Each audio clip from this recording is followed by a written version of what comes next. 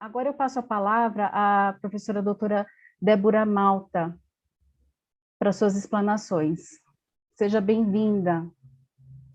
Obrigada, Patrícia de Luca. Parabéns ao Fórum de DCMT, já iniciando o ano com essa reflexão tão importante. Um prazer estar nessa mesa com a Mônica, com o Levimar, com a Patrícia. Parabéns a toda a comissão organizadora. E muito obrigada por esse convite, né? E uma boa tarde para todos que nos assistem.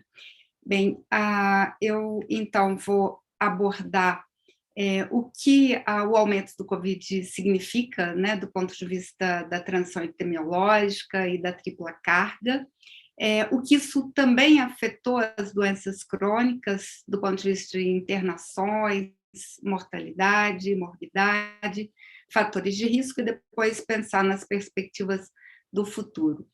Bem, a pandemia do Covid é a maior crise sanitária do século XXI e do século XX, né? Então, abalou profundamente as estruturas, inclusive com profundas mudanças na economia, com um aumento sem precedentes das desigualdades, né? No Brasil, nós temos mais de 20 milhões de pessoas passando fome e quase 100 milhões de pessoas com insegurança alimentar, né? Então, temos que fazer uma profunda reflexão do que isso representa, né, do ponto de vista estrutural. E também acompanhamos uma divisão, né, entre as fake news, né, e a ciência, né? Então, a discussão sobre a cloroquina, a não vacina, mas, enfim, nós temos uma nítida impressão que a ciência ela está triunfando, né? E tanto é que avançamos muito rapidamente na vacinação. E avançamos muito também na confiança do SUS, do Sistema Único de Saúde, tanto pela atuação do SUS e das políticas públicas no cuidado e também na rápida vacinação da população brasileira. Em relação à transição epidemiológica, né, eu acho que vocês têm acompanhado bem, mas nas últimas décadas, né, especialmente entre 90 e 2019, o que nós verificamos que aumentou muito, né, a proporção de mortes por doenças crônicas, né, de 60% para 76% das doenças crônicas não transmissíveis no país.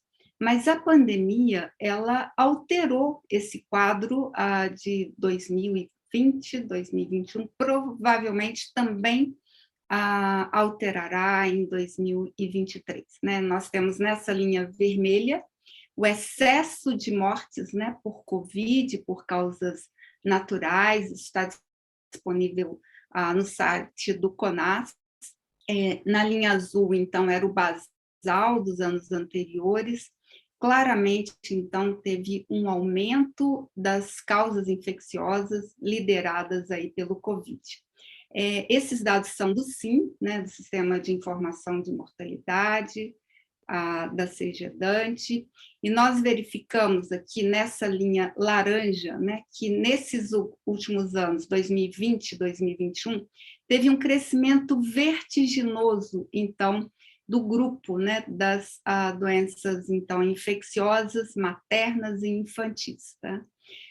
E também podemos verificar nessas linhas aqui, né, pontilhadas, que cresceu também de uma forma exponencial as causas, cresceram as causas mal definidas e também os códigos Garbage.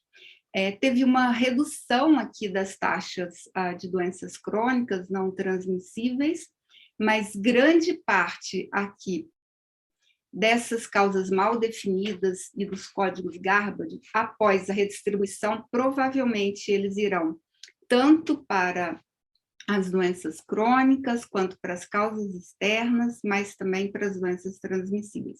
Com isso, a tripla carga, ela se torna ainda mais clara nesse país, né? Então, esse excesso de mortes, né, 275 mil mortes em 2020, e ao todo mais de 620 mil mortes nesses 2 anos, 20 e 21. E eu destacaria que as causas externas, embora elas aparentemente tenham reduzido, mas, na prática, triplicaram as intenções indeterminadas. Então, nós temos uma piora, né, dos registros e teremos que nos debruçar muito também nos próximos anos para a qualificação dessas informações. Nós temos inúmeros estudos, né, do nosso grupo de pesquisa e identificamos que, durante a pandemia, caíram as internações por causas naturais não Covid, né? Então, nessa linha vermelha, né, nós vemos aqui, em relação às doenças infecciosas, uma queda, em relação ao câncer, né? Então, uma tendência de queda nas internações, também em relação às doenças cardiovasculares e as doenças respiratórias, né? Porque claramente houve uma competição de leitos, né? Os leitos estavam, de alguma forma, ocupados por Covid, e também as pessoas, de alguma forma, ficaram em casa, né? Deixaram de procurar os serviços. E nós verificamos também que os casos internados, eles eram mais graves. Então, paradoxalmente, reduziu a internação, mas teve um aumento da proporção de mortes hospitalares. Nesse outro estudo, liderado pela professora Luísa Brant, também aqui com a participação do nosso grupo, nós verificamos o aumento das causas indeterminadas e nos domicílios, das causas cardiovasculares, né? Então, as doenças cardiovasculares indeterminadas, ou seja, com diagnóstico impreciso e as pessoas morrendo em casa sem assistência médica. Esse estudo foi liderado pela professora Fátima Marinho, e ele, então, compara o excesso de mortalidade por causas naturais e por Covid durante a pandemia por raça-cor. E o que nós vemos é que, em brancos, comparados com os negros, né, os negros tiveram um excesso de mortalidade até 33 vezes maior do que os brancos, né? Então, a Covid, ela produziu também uma profunda desigualdade em relação à raça-cor, mas não só, né? Pessoas pobres também morreram muito mais em relação à Covid. Então, a Covid, ela não foi democrática. Nesse estudo, nós comparamos aqui em Belo Horizonte pelos setores censitários. Aqui temos o índice de vulnerabilidade social, são 3.800 setores censitários, e nós agrupamos em 3 grupos, né, de baixa vulnerabilidade, onde residem os ricos, de média e de elevada vulnerabilidade. Então, em todos os 3 grupamentos, os idosos morreram muito mais por Covid do que os jovens, mas os idosos que residiam nas áreas ricas, né, a taxa de mortalidade foi de 409 por 100 mil e foi o dobro nas áreas pobres da cidade, 874 por 100 mil, mostrando, então, a profunda desigualdade intraurbana. Com tudo isso, nós também questionamos como estaremos, então, em 2030. Né? Nós já observávamos, em relação à meta dos ODS, né, da Agenda 2030 do Desenvolvimento Sustentável, de redução de 30% das doenças crônicas, que nós estávamos com uma tendência de queda, mas após 2016 e 2017, com uma profunda mudança nesse país, seja pela ruptura democrática, seja pelo aumento da desigualdade, aumento do desemprego, e as políticas de austeridade, que priorizam, então, o capital e reduzem todo o aparato de proteção social, nós já tínhamos um aumento das taxas de mortalidade por doenças crônicas não transmissíveis, o que já nos sinalizava de uma forma muito negativa. E agora, com a pandemia, todas essas questões certamente se agravam. Né? Também temos pesquisas recentes, conduzidas pela Fiocruz, pelo UFMG e pela Unicamp, inclusive Mônica já adiantou alguns resultados, né? Então tivemos a participação de mais de 45 mil brasileiros e os estilos de vida foram profundamente alterados. Né? Então, comparando-se a atividade física antes da pandemia, que era de 30%, e durante a pandemia, a queda foi para 1/3, foi de 12% apenas de pessoas ativas. Paralelamente, nós tivemos um aumento do sedentarismo, né, tanto tempo em frente à TV, quanto em frente aos tablets, aos computadores, no home office, nas aulas online, e um aumento absurdo, né, do tempo em frente aos computadores.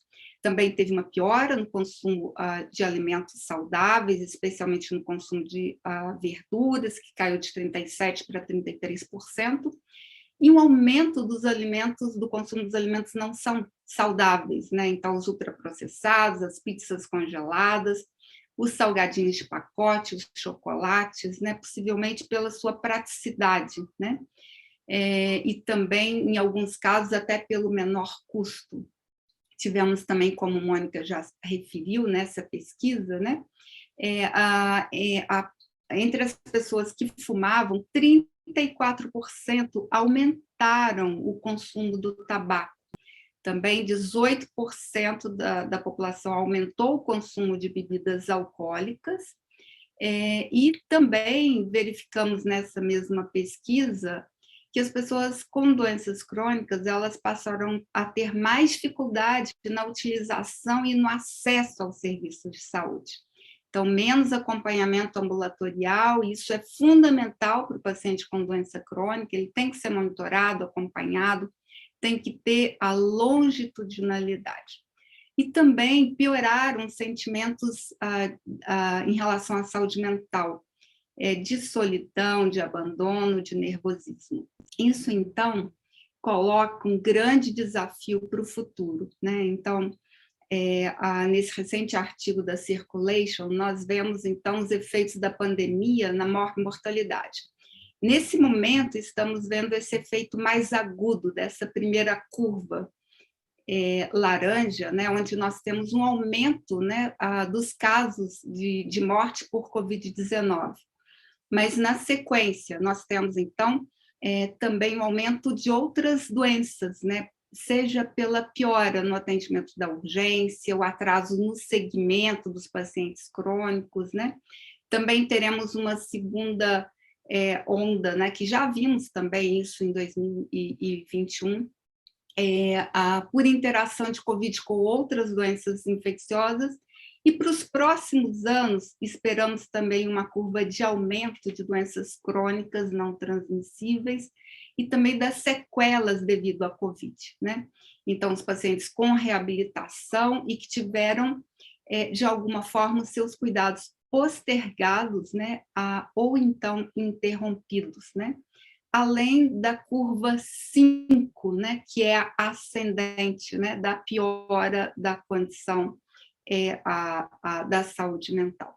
Então, todas essas condições vão se associar e, de fato, nós temos, então, esse quadro, né, bastante preocupante da tripla carga de doença e, enfim, da concomitância do excesso de mortalidade por Covid, mas também em relação às doenças crônicas, um agravamento das comorbidades, e os pacientes que morrem em maior proporção também por Covid, eles têm comorbidades, né?